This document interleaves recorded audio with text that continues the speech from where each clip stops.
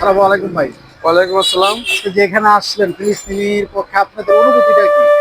ফিলিস্তিনের পক্ষে আমাদের অনুভূতিটা, ইসরায়েল একটা ইহুদি দেশ।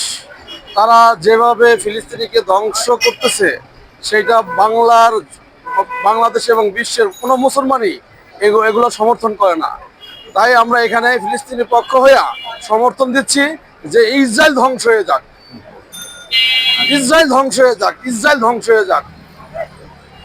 এই এই যে আপনারা হ্যাঁ ইসরায়েলের যে বয়কট করতেছেন, কিন্তু এতে তো অনেকে ধ্বংস চালাইতেছে, লুটপাট করতেছে, এটার বিষয়ে আপনি কি বলছেন?